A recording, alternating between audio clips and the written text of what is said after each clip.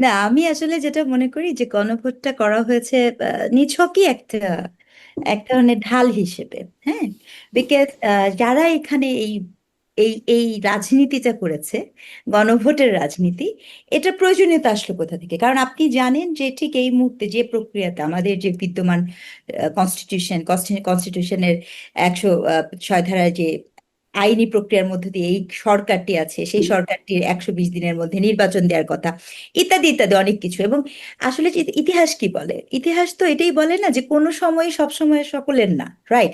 So এই গণভোটটা হচ্ছে এক ধরনের শেল্টারের মতো।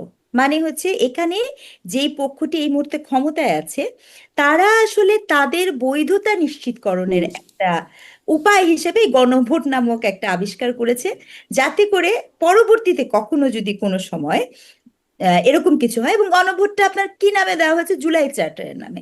অর্থাৎ যেখানে আপনি চাইলেই, কারণ কতজন আছে শারমিন আমাদের দেশে যারা বসে বসে জুলাই চার্টারের 52 পেজ পড়ে বা গণভোট পড়ে এটাই করবে? নামের আগে জুলাই আছে, যেমন জুলাই যোদ্ধা, জুলাই চার্টার, মানে এটা একটা লুক্রেটিভ নেম, মানে শুনলেই আপনার একটা আপনি কিছু বলতে পারবেন না, একটা আবেদনের ব্যাপার হুম। আছে।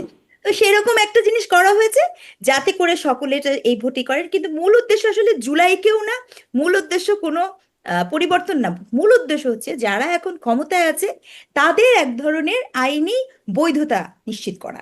এই আইনি বৈধতা নিশ্চিত করা যাতে করে পরবর্তীতে, কারণ ওনারা খুব স্মার্ট, আমি কখনোই মনে করি না, কারণ প্রথম দিকে অনেককে বলতে শুনেছি ডক্টর ইউনূস খুবই সাদামাটা, দারুণ হুম। একটা হাসি দেন, অনেক বিনয়ী, ইত্যাদি ইত্যাদি। আমার সবসময় মনে হয় যে উনি ভীষণ রকমের বিচক্ষণ, এবং উনি জানেন যে পরবর্তীতে কখনো কোনো ফেরে পড়লে আপনি বাংলাদেশের বিদ্যমান কোনো সংবিধান কোনো কিছু দিয়ে আপনি উতরাতে পারবেন না, হুম। Except referendum. সো রেফারেন্ডামটা ছিল একটা, ছিল এবং এখনো আছে। এটা একটা ওই যে নাহিদ হুম। ইসলামের সেফ এক্সিটের একটা খুব বড় একটা অস্ত্র। হুম।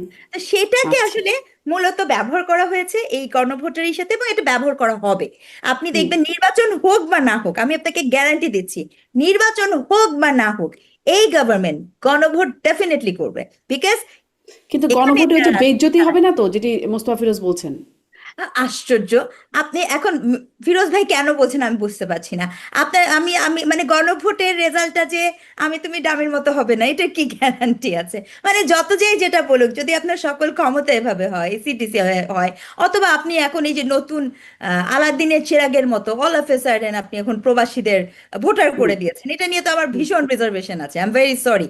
মানে I don't hmm. Know how how এটা এটা প্রসিড করবে কিভাবে। কেন কেন রিজার্ভেশন কেন প্রবাসীদের রিজার্ভেশন ভোটার প্রথম করাতে? কথা হচ্ছে, আপনি আমার কাছে, আমার হাত পর্যন্ত এখনো আসেনি। আপনি আমাকে বলেন, একটা দেশের যদি ডুয়াল সিটিজেন থাকে, হাউ হাউ মানে তারা কিভাবে, how they are eligible to vote for another nation? আপনি একই সাথে আমেরিকার সিটিজেন, একই সাথে বাংলাদেশের সিটিজেন, আপনি আমেরিকায় বসে বাংলাদেশের যে ভোট দিবেন, এটা তো কোনোভাবে র্যাশনাল এবং লজিক্যাল থটসের মধ্যে পড়লো না, নাম্বার ওয়ান। আমেরিকার সিটিজেনকে পুরো প্রসেসিং করে দিয়ে আসলো, তাতে সমস্যা হলো না? ভোট দিলে সমস্যা? ভোট তো অনেক নগণ্য সেই তুলনায়। প্রসেসিং তো আমাদের সবসময় আমাদের সিটিজেন আমাদের হাতেই নাই। আমাদের দেশের নির্বাচন তো আমরা প্রসেসিং করছি না, এবং এটা তো আজকে থেকে না, এটা তো এটা it has been started from 2014। মানে এটা ডিফারেন্ট স্টেট ইন্টারভেন করছে, ওটা ডিফারেন্ট আলাপ। কিন্তু আপনি যখন নাগরিকের ভোটের কথা বলবেন, আমি যেটা আরো বুঝি যে আপনি এখানে একটা ভোট ব্যাংক আছে এবং পার্টিকুলার দলের ভোট ব্যাংক আছে। আমি জানি না হুম। বিএনপির মতো দল কেন এটাকে ওয়ার্ক অন করতে পারে নাই, এটা আই রিয়েলি ডোন্ট নো। তারা হয়তো বা ভেবেছেন। কিন্তু আপনি আমাকে বলেন যে এই যে এত এত স্টেটে সেখানে যে ভোট হবে, সেই ভোটটা কিভাবে ম্যানেজ হবে, সেই ভোটটা কে কখন হুম। দিবে? আপনি জানেন বাইরের দেশে সাইবার হ্যাকার্স আর ভেরি হুম। স্ট্রং। হ্যাকার্সদের একটা বিশালই আছে, কোনো ব্যাপারই না। সেই হ্যাকিংটাকে কিভাবে আপনি প্রতিরোধ করবেন? কাজেই এই দেশে আপনি যেটাই করেন, আবার এই দেশের মধ্যেও এখন যে বিদ্যমান পরিস্থিতি, এটা আপনাকে কে বললো? হুম। আমাদের বিএনপি বলেন বা যারাই বলছেন গণভোট কিছুই হবে না, কিন্তু আমার মনে হয় যে গণভোট কিছু না হলেও এই যে বিদ্যমান গভর্নমেন্ট আছে সে তার এন্ড পর্যন্ত যে কোনো মূল্যে গণভোটটা হুম। করিয়ে আসবে, এবং হ্যাঁ নিয়ে বেরোয় আসবে, এই কারণে যে সে তার বৈধতা নিশ্চিত করতে চায়। জি, আপনি মনে করছেন হ্যাঁ নিয়ে বের হয়ে আসবে, কিন্তু মানে এবং মানে সেফ এক্সিট হওয়ার ব্যাপার আপনি ধারণা করছেন, মানে এটি একটা কারণ হতে পারে, লেজে গোবরেও হতে পারে বলে মনে হচ্ছে আপনার কথা শুনে, যে প্রবাসীদের ভোটাধিকার দেওয়ার মধ্যে কেবল অধ্যাদেশ হলো অধ্যাদেশের খসড়া হলো, এরপর আরো প্রক্রিয়া আছে, কোনো প্রচারণাও নাই মানুষের মধ্যে। আসলে কি হচ্ছে সেটি একটা বিষয়। আমি একদম ছোট্ট করে এক লাইনে শুনি, মানে আজকে তো কেবল অধ্যাদেশের খসড়া হলো, যার কারণে আলোচনাটা একটু তুললাম। আপনাদের দুজনের কাছ থেকে এক লাইন করে জানতে চাই, মোস্তফা, আপনি কি গণভোটে অংশগ্রহণ করবেন? আপনি কি হ্যাঁ ভোট দেবেন, না ভোট দেবেন? কি আপনার অবস্থান কি?